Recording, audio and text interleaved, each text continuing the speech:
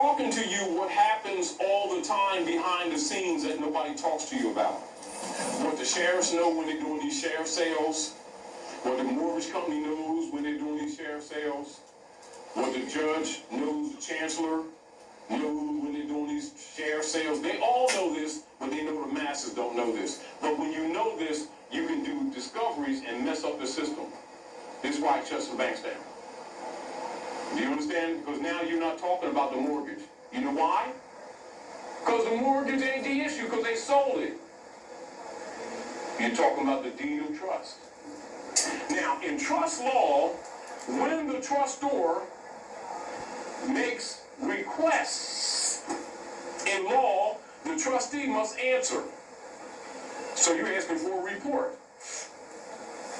And guess what happens when you ask for a report? How are they going to report on a mortgage that they don't have? Because they sold it. And since they sold it, that means they don't own it. Now, how did they bring you to court? Since they don't own the house. And if they don't own the house, who does?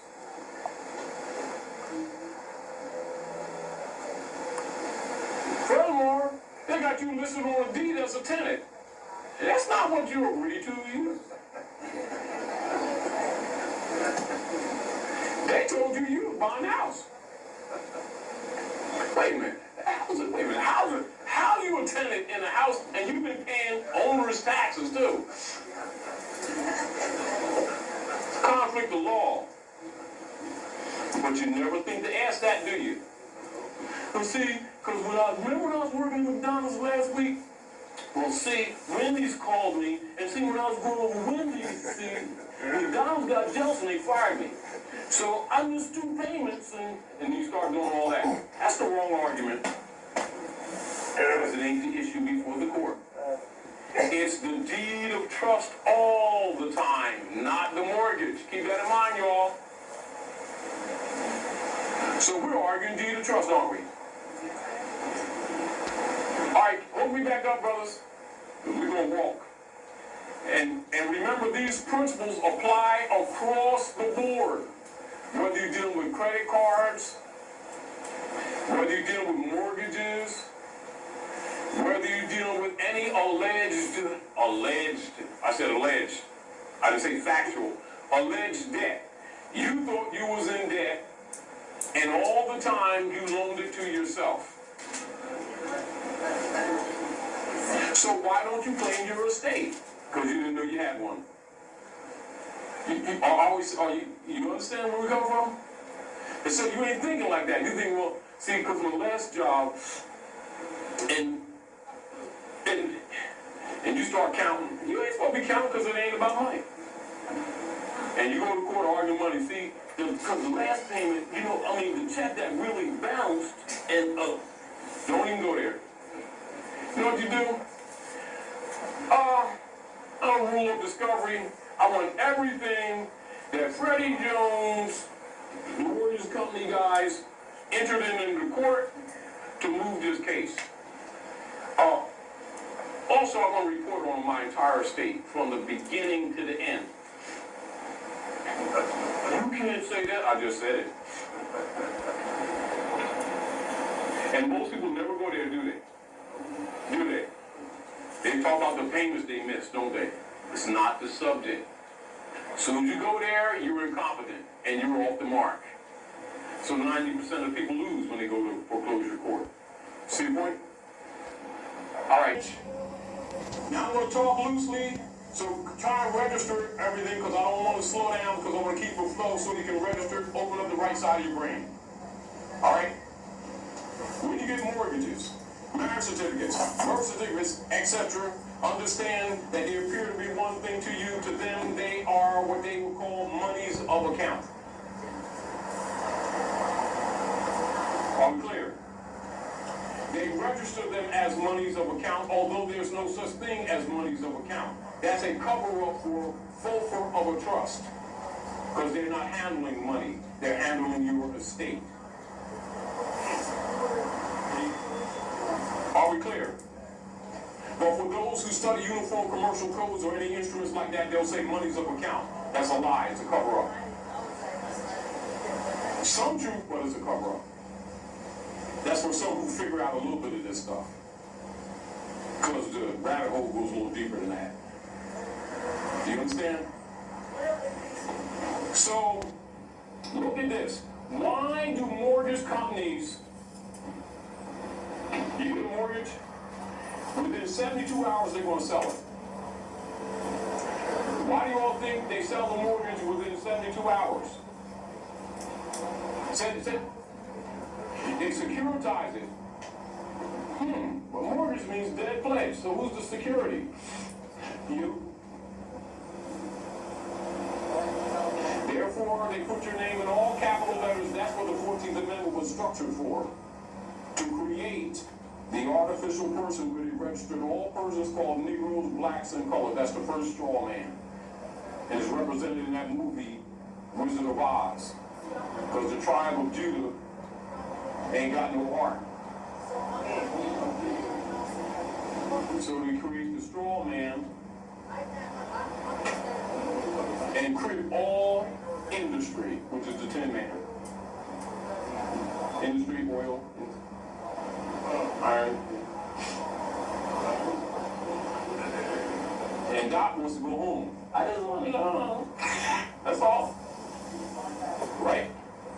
And she has red ruby slippers gotten from the witch, right? Which means wise woman, does not mean evil.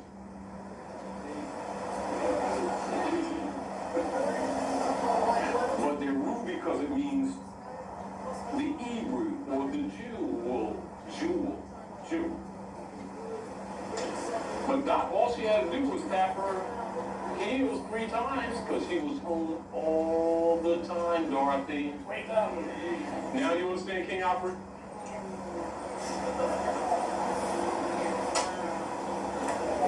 All she needed to do was follow the yellow brick road.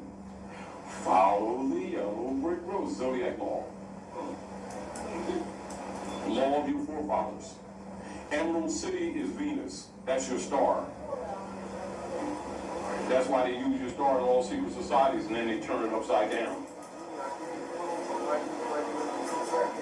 And they put all the matrons of the earth names around it. Ruth, Esther, etc. Do you understand?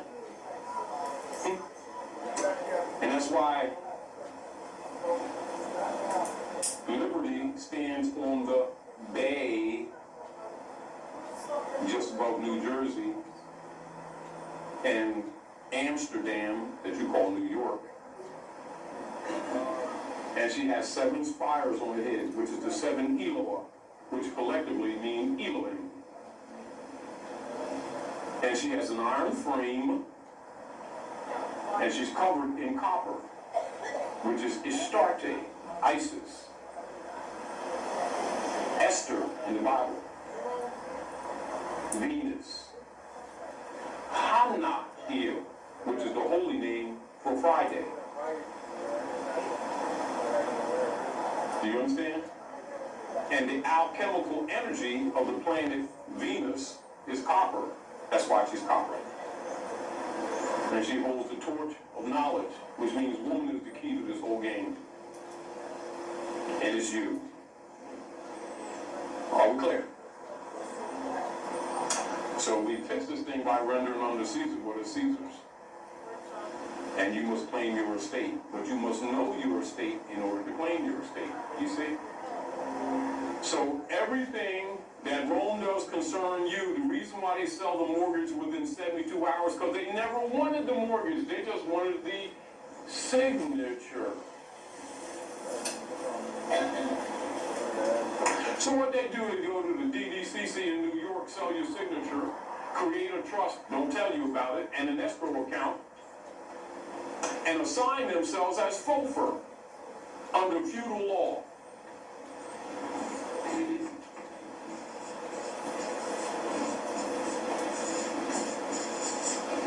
Which means they're the trustee under feudal law, which is the opposite of allodial, which means you don't own nothing. Then they assign you as a tenant and a renter in your own house.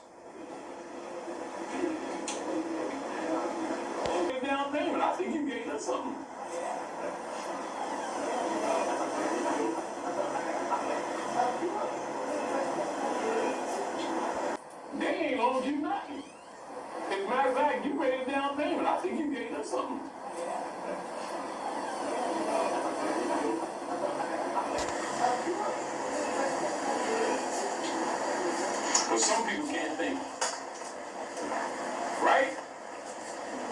So what they do, they go to the DDCC, sell your name, assign themselves as trustees over your estate.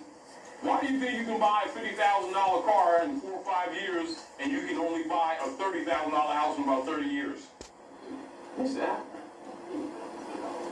Anyway, escrow.